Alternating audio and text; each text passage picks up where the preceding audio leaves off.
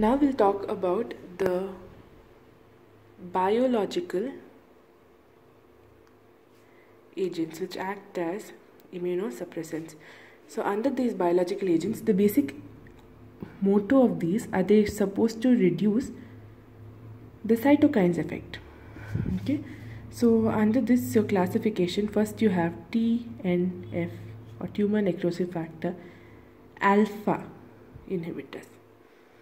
Okay, so under this you have 3 drugs.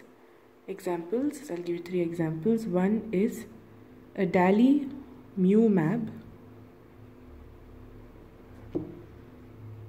infliximab, and etanercept. Okay, so just remember all of them are starting from the vowels A, E, I. Adalimumab, etanercept, infliximab.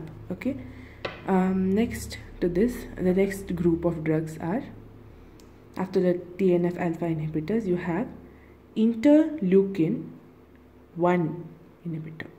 So interleukin 1 inhibitor includes a drug which you call as anakinra. These 2 classes are mostly used in rheumatoid arthritis.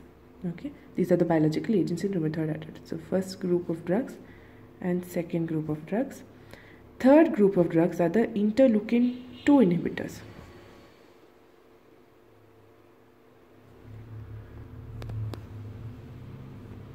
Okay, these are also called as anti-CD25 antibodies.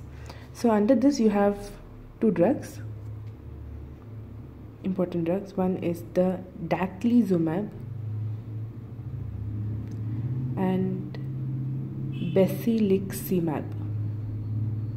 This is interleukin 2 inhibitors. Next, fourth one are the fourth group of drugs which you have is they're anti-CD3 inhibitors. Okay, they're acting on the CD3. So you have anti-CD3 antibodies. Under this you have muromonab.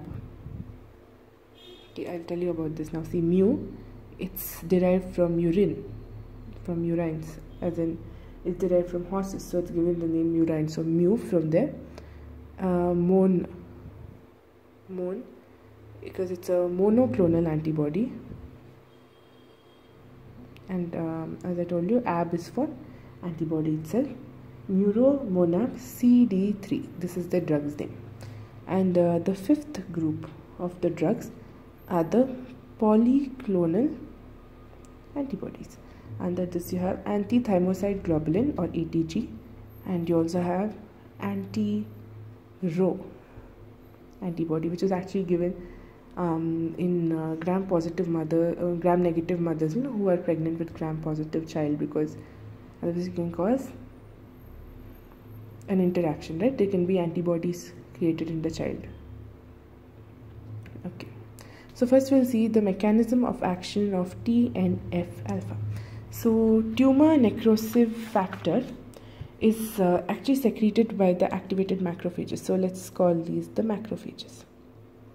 Okay, so macrophages, once they're activated, they synthesize TNF-alpha, and this will go and let's take the neutrophils. This to be the neutrophils.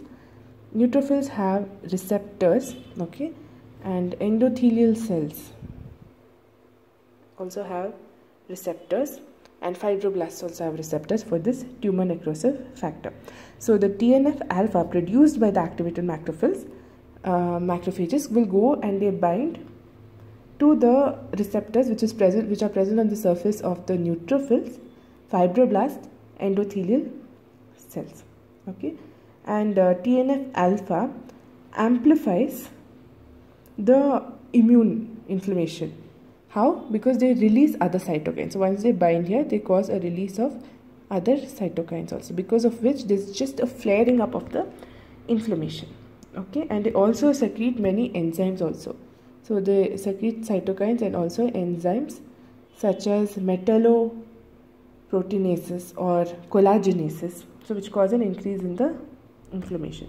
So TNF-alpha inhibitors are mainly used in autoimmune diseases, especially they are used in rheumatoid arthritis.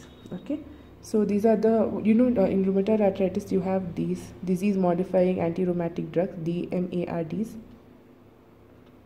Okay, so these are the disease modifying rheumatoid arthritis drugs.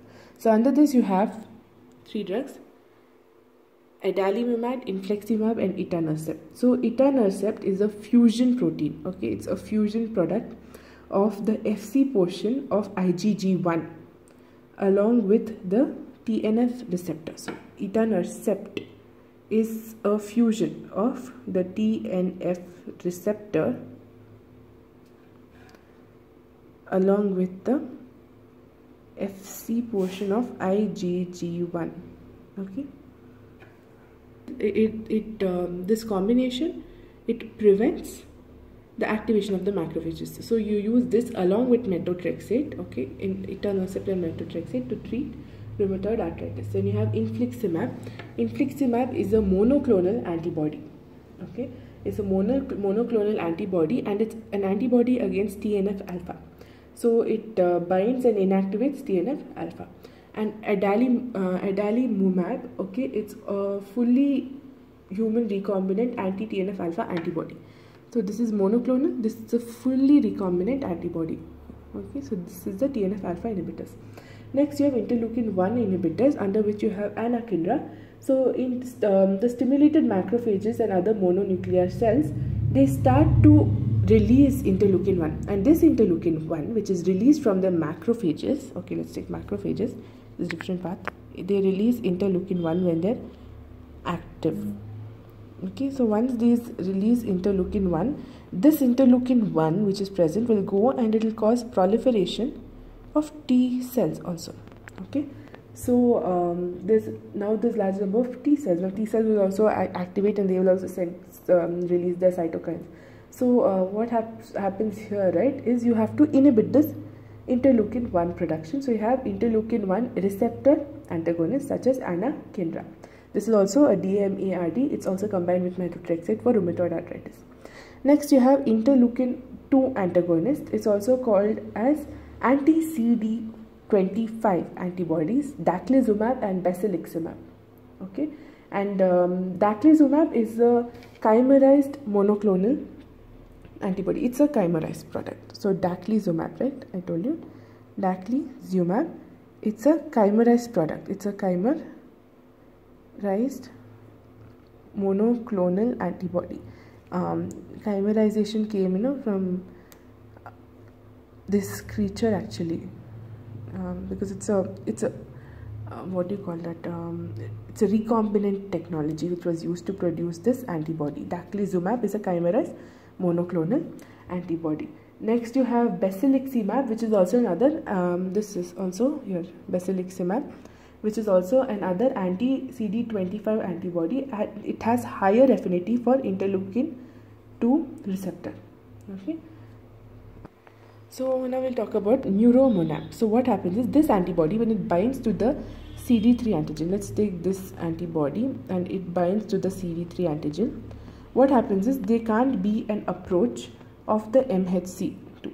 So MHC2 is not able to approach the T cell receptor. Because of this, there is a failed antigen recognition. So what happens basically, a compound of this antibody and CD3 antigen prevents the MHC2 antigen complex from coming and reaching out to the T helper cells. Because of this, what happens is, there is no antigen recognition. There is no antigen recognition.